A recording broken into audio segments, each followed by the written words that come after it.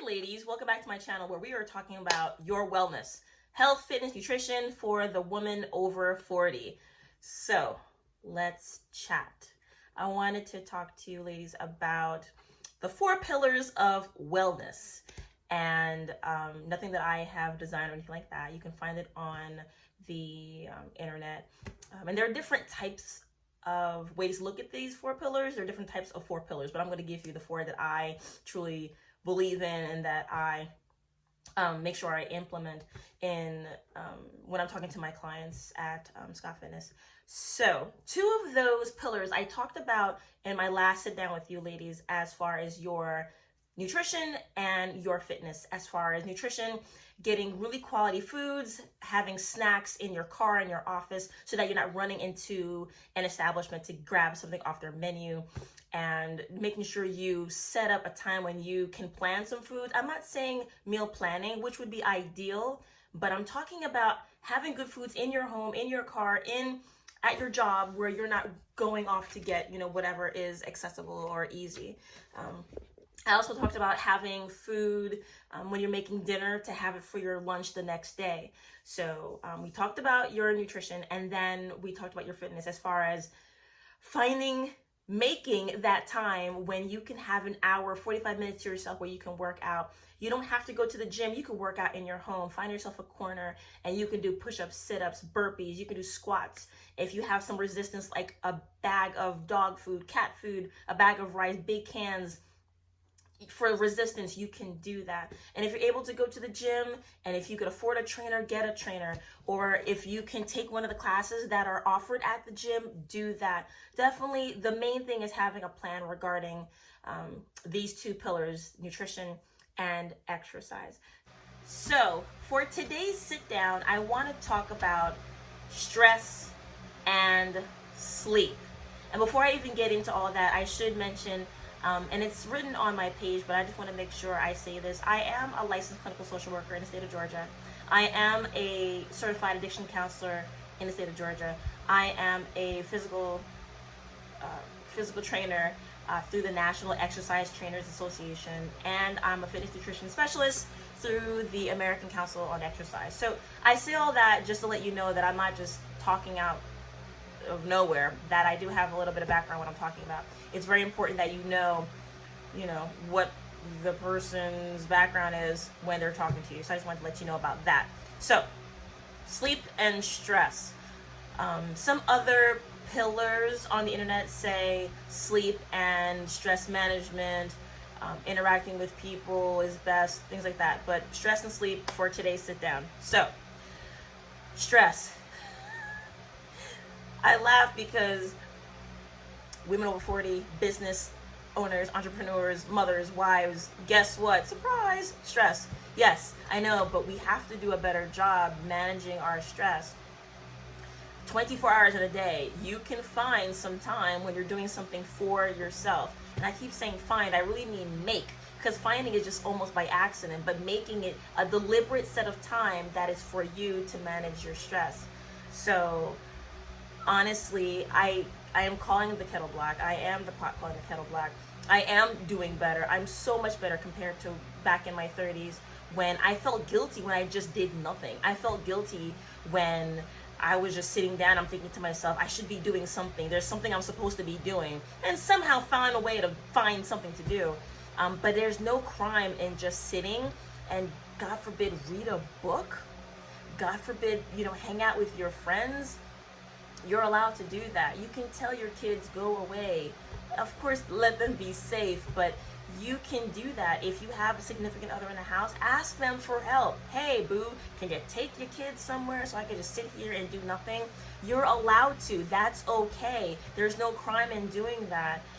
If you have multiple children, they're close in age, tell them to go play with each other. You just need some time to yourself. And if you don't have a significant other in your home, then depending on the age, you might need to ask for some help. I'm not saying every day that you do this. Honestly, no, actually I'm lying. Yes, I am saying every day you need to find some time. Now, there might be some times where it's longer than others, where you might need some help, and that's fine. You can get a sitter, a cousin, a friend to watch the kids, but definitely making a deliberate time to decrease the stress. I'm sure you've heard this before. For us, the cortisol hormone gets really, it gets increased, and we have this little pudge that we don't like, and we have just excess fat that it's hard for us to get rid of because of stress. So what can you do about the stress? Hey, you could work out. That's like two pillars in one. But no, honestly, you can stretch, yoga, pray, meditate, higher power, Jesus, Buddha, time with your higher power, with God. You can, there's nothing wrong with doing yoga. You're just stretching. Pilates, something that you can do to decrease your stress. Read a book, write a book. But definitely taking some time out where you can just sit. Trust me, I have developed ulcers, headaches because of the stress back in my 30s. And it's just not worth it. I'm all wound up tight, and for what? There's no purpose. Yeah, I got the meeting done and the presentation was great. Yeah, but then what happened? I'm all wound up tight and stressed out just from that presentation. Again, I'm not saying just throw out all your responsibilities, but what I am saying is to make sure at least daily you find a little bit of time where you could just sit and do nothing, or sit and just read a book with no pressure, or go and have the book be read to you. But definitely take some time out where you're just doing nothing. So the other pillar is sleep, which is, I'm not gonna lie, that is just, that makes me sick. I say that because I have trouble sleeping, and I want to really talk about sleep hygiene. Sleep hygiene is really what I call the setup for sleep. So a lot of times we'll go to work, we go to the gym, we come home, shower, go to sleep. And that's not a setup for sleep. You really have to consider the environment for sleep. So you have to look around your bedroom and see, is this a mess? And is this really the environment where I can decrease my stress and really slow everything down from the day? So sleep hygiene looks at the environment for sleep. One of the things in the environment is it too hot? Is it too cold? If you have a significant other with you, your spouse, they like the room hot, they may need another blanket. If you need the room cold, maybe you have the fan on your side. But definitely working with your significant other and letting them know, hey, look, I need to work on my sleep environment, and it's too hot, it's too cold. Consider what you're wearing, what you're not wearing. It may not be comfortable for sleep, so you need to consider that. One other thing you need to consider is, what did you eat prior to going to sleep? What did you eat not only before you went to sleep, but how much time had passed from when you ate and the time you're going to sleep? A lot of research says there should be a good amount of time between the sleep and when you ate. And then you have to consider what you ate. Was it too heavy? Was it too spicy? Was it weird and not your norm? That can definitely affect your sleep, because you're still digesting while you're sleeping. So if it's having to work a lot to digest, that's another thing to consider. Another thing also to consider is your caffeine intake. I know my coffee drinkers are gonna kill me. I can think of one in particular.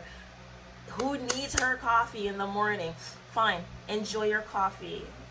Fantastic. The thing is, how much time from that last cup or energy drink to when you went to sleep? And what I tell my patients at my other job is that if it's between 10 hours from the last cup to sleep, that's the best time. But if anything closer, it's gonna affect your sleep. So you've got to consider that caffeine intake. I'm not saying quit the coffee. I'm just saying consider when was the last cup. Another thing also is, like I mentioned before, as far as the stress, you need to also consider the television/screen time. Are you on your phone right before you go to sleep? So much stuff going on in the media right now and on social media. Is that really the thing you need to have on your mind prior to going to sleep? I don't know. I don't know if that's really the best idea. But they say, the research says that the phone shouldn't even be used as your alarm. If it's going to be used as your alarm, have the screen down so that the light doesn't bother you. Because you might still be getting messages and notifications coming on, and the light is going to bother you. So put the phone down. Reconsider what you're looking on the social media on your phone, and also television. If the television is on, a lot of people say, I need the TV on in order to go to sleep. try turning it off, or maybe leaving the light on but turning the sound off. But the research shows that the light from the television really affects your sleep. And sometimes you might need some noise in the background. Consider different apps. Lots of stuff on YouTube where you can listen to white noise, which is like the sound of a fan, the vacuum. I listened to one that sounds like you're on an airplane, like in the cabin area. You could hear like the engine. It's nothing harsh. It's really soothing. Some people like nature. You can listen to rain hitting the rooftop, rainforest sounds. So definitely consider a white noise for when you're going to sleep, as opposed to the television. And again, watching TV, if you're watching something violent, if you're trying to go to sleep, probably not going to work. Probably not going to help with the sleep. Another thing also, if you're not able to get to sleep, if you've tried for 20 minutes and you're tossing and turning, get up and grab the Bible and read Lamentation in the Old Testament. You can get up and read, get up and write. Definitely do something besides just tossing and turning. At least putting your mind to work on something that is calming. So not some violent novel, but definitely consider something soothing and calming to read. Or if you're going to write, journal, just writing down what's going on. I'm not sleeping. What's going on? And things like that. What's going on in your head? A lot of my patients talk about racing thoughts. Put the racing thoughts on paper. Sometimes channeling it from your head to paper helps. And also sometimes just asking yourself, all right, self, what is going on? Why are we not sleeping?